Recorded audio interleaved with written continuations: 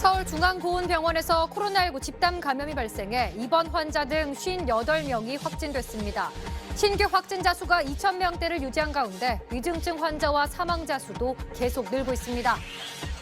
세금 수십조가 투입돼 백신을 개발한 모더나사가 핵심 특허를 출원하면서 미국 정부는 쏙 뺀 것으로 드러났습니다.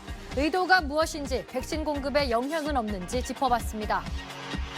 민주노총이 서울 동대문에서 2만여 명이 참석한 가운데 전국 노동자 대회를 열고 노동 환경 개선을 요구했습니다. 집회 장소 주변은 극심한 교통 혼잡을 겪었습니다. 정부가 오늘 전국 거점 주유소 100곳에 차량용 요소수 180만 리터를 공급하기로 했는데 현장에선 혼란이 빚어졌습니다. 잠시 후 8시 뉴스에서 뵙겠습니다.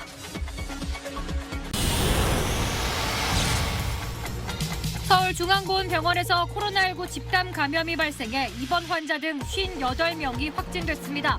신규 확진자 수가 2,000명대를 유지한 가운데 위중증 환자와 사망자 수도 계속 늘고 있습니다. 세금 수십조가 투입돼 백신을 개발한 모더나사가 핵심 특허를 출원하면서 미국 정부는 쏙 뺀 것으로 드러났습니다. 의도가 무엇인지 백신 공급에 영향은 없는지 짚어봤습니다. 민주노총이 서울 동대문에서 2만여 명이 참석한 가운데 전국 노동자 대회를 열고 노동 환경 개선을 요구했습니다. 집회 장소 주변은 극심한 교통 혼잡을 겪었습니다.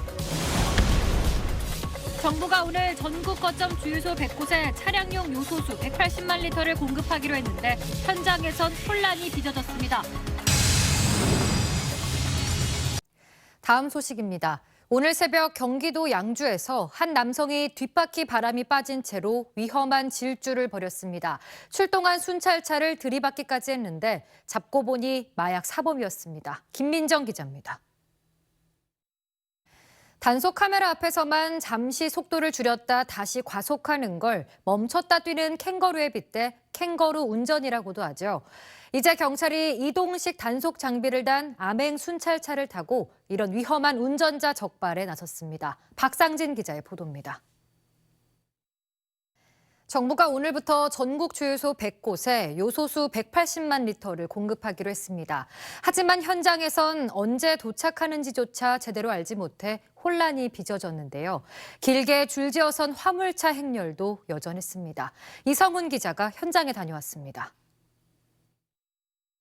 코로나19로 큰 타격을 입은 곳 중 하나가 면세점 업계죠.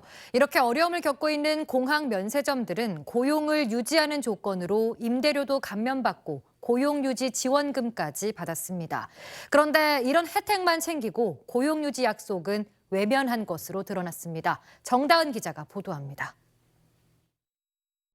단계적 일상 회복이 시작되면서 그동안 멈추거나 축소됐던 지역 축제들이 다시 열리고 있습니다. 국내 최대 겨울 축제도 2년 만에 축제를 열 준비에 들어갔는데 기대가 큰 만큼 철저한 방역 대책도 필요해 보입니다. 조재근 기자입니다. 8시 뉴스 마칩니다. 시청해주신 여러분 고맙습니다.